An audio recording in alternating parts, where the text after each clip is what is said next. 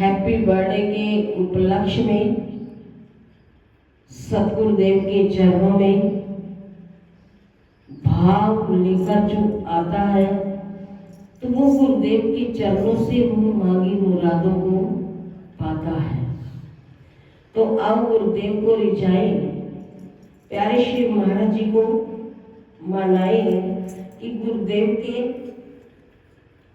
पावन चरणों के अंदर हमें सब कुछ मिलता है कि सतगुरुदेव का नूर, सतगुरुदेव की दया दृष्टि हम सब के ऊपर बरस रही है। तो सतगुरुदेव का नूर तो हर पत्ते पत्ते के अंदर, हर डाली डाली के अंदर बस रहा है। तो आओ इन्हीं शब्दों को लेते हुए प्यारे श्री महाराज जी का सुंदर भजन आप सभी बोलोगे। पत्ते पत्ते में है तेरा नाम, पत्ते पत्ते में है तेरा नाम, हर घट में है तेरा नाम, है तू सबके अगर नहीं सबको खबर, है तू सबके अगर नहीं सबको खबर, दिया तूने जो सच्चा पैगाम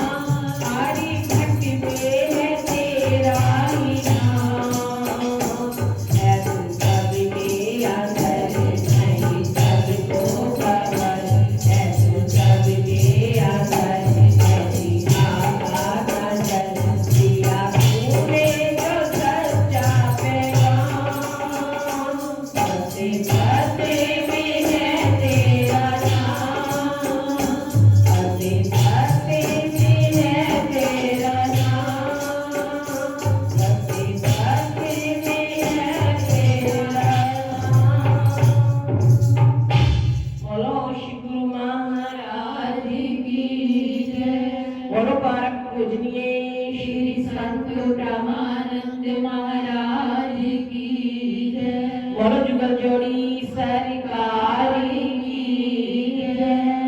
बोलो कृष्ण भगवान की जय। बोलो कार्तिक भगवान की जय। बोलो तुलसा महारानी की जय।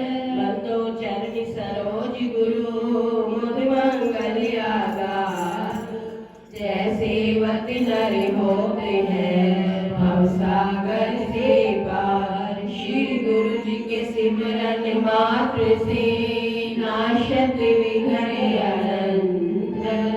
ताते सर्व आरंभ में ध्यावत है सब संत।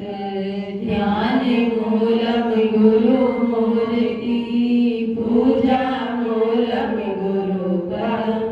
मंत्र मूलम गुरु वाक्यम मोक्ष मूलम गुरु कृपा।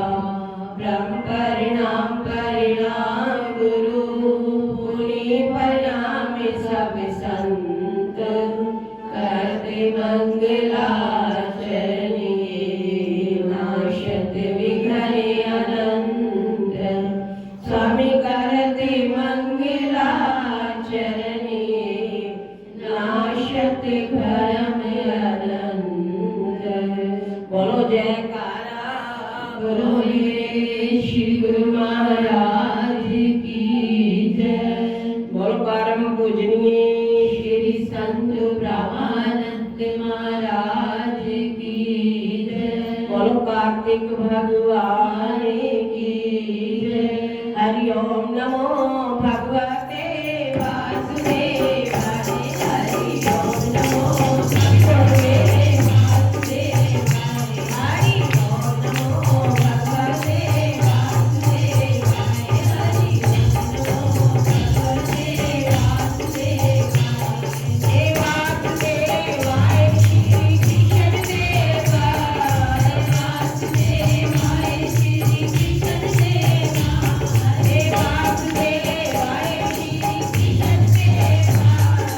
वासुदेवाय श्री कृष्ण देवाय। हरि ओम नमो जय जय। हरि ओम नमो भगवते वासुदेवाय। हरि ओम नमो भगवते वासुदेवाय। हरि ओम नमो भगवते वासुदेवाय। हरि ओम नमो भगवते वासुदेवाय। तो ये कार्तिक महीना कितना सौभाग्यशाली है कि जो हमें सुबह सुबह अमृत की बेला के अंदर गुरुदेव के दर्शन और दीदार करवाता है। तो पूरी रात ध्यान कहाँ रहता है? श्री गुरु महाराज जी के पावन चरणों के अंदर। कि सुबह ब्रह्म मुहूर्त के अंदर उठकर जाना है कि एक ही दिल के अंदर भाव लगन लगी रहती है कि लगन हर से लगा बैठे जो होगा देखा जाएगा। तुम्हें अपना बना बैठे जो होगा देखा जाएगा। कि जिसकी लगी जब दिल से लगती है ना तो उसे कोई हटा नहीं सकता। तो लगी दिल से लगनी चाहिए कि सतगुरुदेव के चरणों में केवल हम सबकी एक ही फरियाद होनी चाहिए कि गुरुदेव हमेशा हमेशा कि हमारे मन को अपने चरणों के अंदर सेवाओं के अंदर लगाए रखना कि कभी कि ये मन डोलाए माल ना हो। कि ये कार्तिक मास का 5वां अध्याय कि ब्रह्मा जी के मुख से यह सब सुनकर ब्रह्मा जी नारद जी से बोले कि हे भगवान कि अब कृपा करो कार्तिक मास का कोई उत्तम व्रत सुनाइए। तब श्री ब्रह्मा जी बोले कि हे पुत्र परम पवित्र और पाप नाशक नक्त व्रत विधिवत करने से सौभाग्यवती स्त्रियां मनोवांछित फल पाती हैं। इसलिए यह व्रत खासकर सौभाग्यवती स्त्रियों के लिए अवश्य ही करना चाहिए। तो इस पर श्री नारद जी ने पूछा कि हे तात इस व्रत की क्या विधि है और यह कब किया जाता है?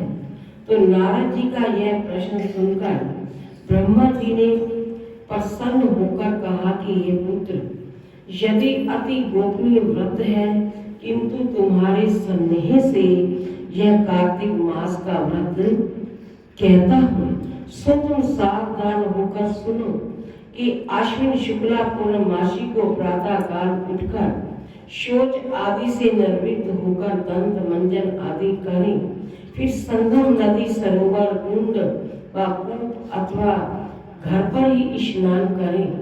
व्रत के एक दिन पहले सिर ना धोएं और व्रत वाले दिन विधि पूर्वक स्नान करें और पवित्र भावना से विधाता का स्मरण करें तथा व्रत का संकल्प इस प्रकार करें कि हे जगत के रचयिता और कर्ता, कि आप कृपा करके मेरे पति देव की रक्षा तथा मेरी संतान की वृद्धि कीजिए। और फिर सूर्य जाप करके सूर्य को नतमस्तक प्रणाम करें, तो उस दिन सुंदर वस्त्र आभूषण धारण करें।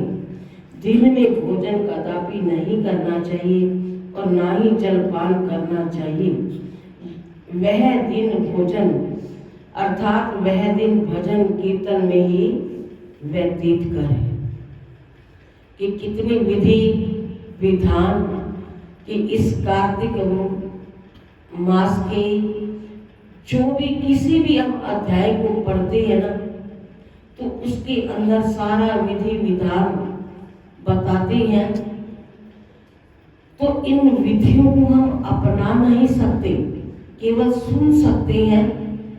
तो कहते हैं कि सतगुरुदेव के वचन हमारे लिए एक एक वचन अनमोल है, दिल में उतारने वाला है। कि श्री गुरु महाराज जी ने हमें इन कर्म कांडों से छुड़ाया हुआ है, निकाला हुआ है। कि ये तो कार्तिक मास में ये पता होता है कि हमने कार्तिक मास की कथा को जाकर सुनना है, नित्य नेम करना है। लेकिन कि सतगुरुदेव तो हमें इन 84 के बंधनों से छुड़वाते हैं। ये संसार के बंधन तो हमें बांधने वाले हैं, छुड़ाते नहीं। कि जैसे कि एक संतों के पास एक तोता था, तो संतों ने उस तोते को पिंजरे के अंदर बंद कर दिया। रोज तोता क्या कहता, संतों से फरियाद करता। कि ये सब क्या होता है, संतों के संग का प्रभाव असर। तो जैसा करेंगे संग वैसा चढ़ेगा रंग।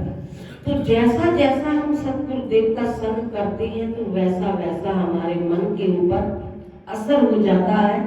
तो संतों के पास पिंजरे के अंदर उन्होंने इस तोते को बंद कर दिया। तो तोता रोज फरियाद करता संतों के जनों के अंदर कि मुझे भी इस पिंजरे से बाहर निकालो। कि मैं इस पिंजरे से कब बाहर निकलूंगा? तो संत कहते कि अगर तू इन बंधनों से छूटना चाहता है, तो अपनी वृत्ति को कहाँ लगा? भगवान के नाम में।